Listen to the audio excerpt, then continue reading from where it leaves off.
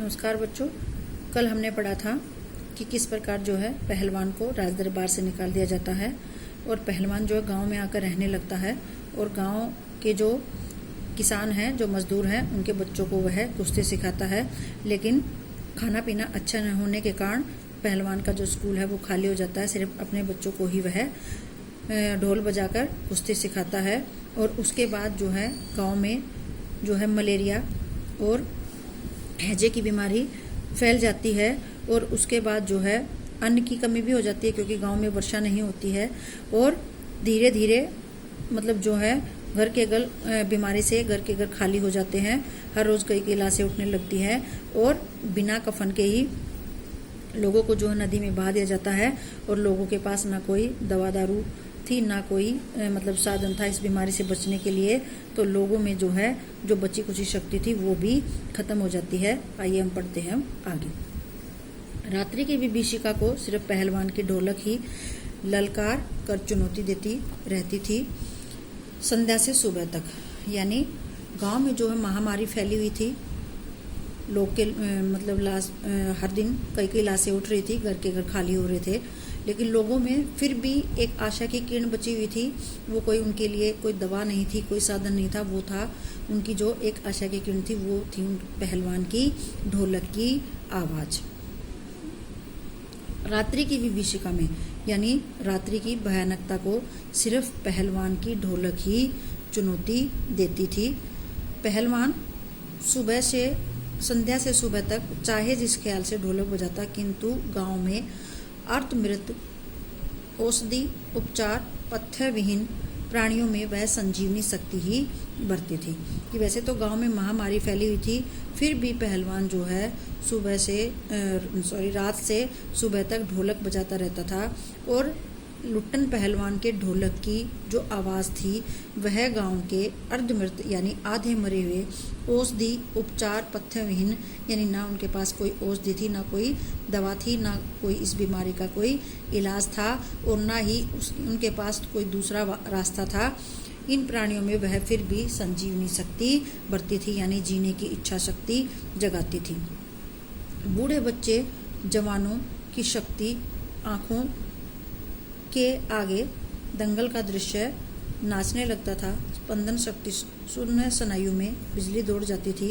यानी लोगों में जो एक जीने की आशा जगाती थी वो था पहलवान का जो शुरू में जो दंगल हुआ था, वो दंगल का नज़ारा जो है वो लोगों के सामने आ जाता था। उनकी मरी हुई जो शक्ति थी उसमें एकदम से मानो बिजली की गति से जो है वो करंट सा आ जाता है, यानी जोश आ जाता है। वो जो है अपनी बीमारी को थोड़ी देर के लिए भूल जाते हैं। अवश्य ही ढोलक की आवाज़ में न तो बुखार हटाने का कोई गुण था और न महामारी की सर्वनाश शक्ति को रोकने की शक्ति, परंतु इसमें संदेह नहीं कि मरते हुए प्राणियों को आंख मूंदते समय कोई तकलीफ नहीं होती थी, मृत्यु से वे डरते नहीं थे। यानी कहने का मतलब ये है कि पहलवान की जो ढोलक थी वो मरते हुए व्यक्तियों में जीने की इच्छा शक्ति बढ़ती थी, उन्हें मरते हुए डर नहीं लगता था। और वो पहलवान की ढोलक की आवाज़ में जो है वो मृत्यु के डर को भी भूल जाते थे।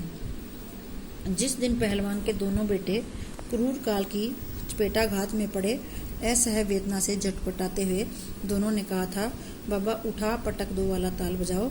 यानी बीमारी की चपेटाघात में जो है वो पहलवान के दोनों बेटे भी आ जाते हैं और वो अपने पिताजी को ढोलक की आवाज़ बजाने के लिए कहते हैं। सारी रात पहलवान जो ढोलक पीटता रहा, बीच बीच में पहलवानों की भाषा में उत्साहित भी करता रहा, मारो बहादुर। बच्चों के कहने पर जो पहलवान था वो पूरी रात ढोलक बजाता रहता है। प्रातःकाल उसने देखा उसके दोनों बच्चे ज़मीन पर निस्पंद पड़े हैं, दोनों पेट के बल पड़े हुए हैं। एक ने दांत से थोड़ी मिट्टी खोद ली, एक लंबी सांस लेकर पहलवान ने मुस्कुराने की चेष्टा की।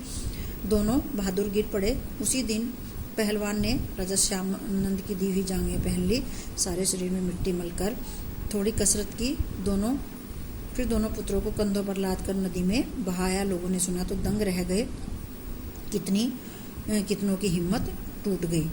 अब जो है प्रातःकाल पहलवान ने देखा कि उसके दोनों बेटे जो हैं वो ज़मीन पर निस्पंद पड़े हैं, यानी मरे हुए पड़े हैं। दोनों बेटे जो हैं मरे पड़े हैं तो पहलवान एक लंबी सांस लेकर जो है वो मुस्कुराने की चेष्टा करता है, मुस्कुराने की कोशिश करता है और उसके बाद वह श्यामानंद की दी हुई जो लंगोट था वो पहन लेता है। सारे शरीर पर मिट्टी मल कर थोड़ी सी वो कसरत करता है, व्यायाम करता है और फिर दोनों पुत्रों को कंधों पर लाद कर नदी में बहा देता है। पहलवान की इस हरकत को देखकर पहलवान की इस प्रकार से बेटों को नदी में ले जाकर बहाने को देखकर कितने ही व्यक्तियों की हिम्मत टूट जाती है, क्योंकि पहलवान में जो एक दुख को सहने की जो शक्ति थी उसको देखकर सभी लोग जो है अचंभित हो जाते हैं। किंतु रात में फिर पहलवान की ढोलक की आवाज़ प्रतिदिन की भांति सुनाई पड़ी। लोगों की हिम्मत दुगनी बढ़ गई। संतप्त पिता माताओं ने कहा, दोनों पहलवान बेटे मर गए, पहलवान की हिम्मत तो देखो, एक हाथ का कलेजा है। अब पहलवान के जब दोनों बेटे मर चुके थे, लेकिन फिर भी पहलवान ने जो है ढोलक बजानी बंद नहीं की। ढोलक हमेशा बजती रही, जैसे मतलब ढोल बजाकर मानो वो गांव में जो है एक संजीवनी शक्ति, एक उत्साह का संचार कर रहा हो, मानो वह मृत्यु को चुनौती देते हैं। दुखी माता पिता यानी मलेरिया और हैजे से दुखी माता पिता दोनों कहते हैं कि पहलवान के दोनों बेटे मारे गए, लेकिन फिर भी जो उसकी हिम्मत है वो कम नहीं हुई है। 4-5 दिनों के बाद एक रात को ढोलक की आवाज़ सुनाई नहीं पड़ी। ढोलक नहीं बोली। पहलवान के कुछ दिलेर किंतु रुग्ण शिष्यों ने प्रातःकाल जाकर देखा, पहलवान की लाश चित पड़ी है। अब 3-4 दिन तक पहलवान ऐसे ही ढोलक बजाता रहा और एक दिन देखा कि पहलवान की ढोलक की आवाज़ नहीं आई, तो उसके शिष्य वहाँ जाकर देखते हैं। आंसू पहुँचते हुए एक ने कहा, गुरुजी कहा करते थे जब मैं मर जाऊँ तो चिता पर मुझे चित नहीं, पेट केवल सुलाना, मैं ज़िंदगी में कभी चित नहीं हुआ हूँ। और चिता सुलगाते समय ढोलक जो है बजा देना, वह आगे नहीं बोल सका। अब जो है 4-5 दिन के बाद जो है वो पहलवान की भी मृत्यु हो चुकी थी, तो उसके पहलवान के जो शिष्य थे वो उसे जाकर देखते हैं, तो देखते हैं कि पहलवान जो है मर चुका है। उसमें से एक शिष्य कहता है कि मतलब हमारे गुरुजी ने यानी पहलवान ने जब हम पहलवानी सीखते थे तब बताया था कि जब भी उसकी मृत्यु हो जाए तो उसे कभी भी चित मत लिटाना, यानी पेट के बल मत लिटाना, क्योंकि वो ज़िंदगी में कभी किसी से पहलवानी में हारा नहीं है। और आज वह उसकी मौत हो गई है, यानी मौत ने उसको चित कर दिया है। तो ये था हमारा आज का पाठ। इसके क्वेश्चन आंसर मैं आपको कल भेजूंगी। धन्यवाद।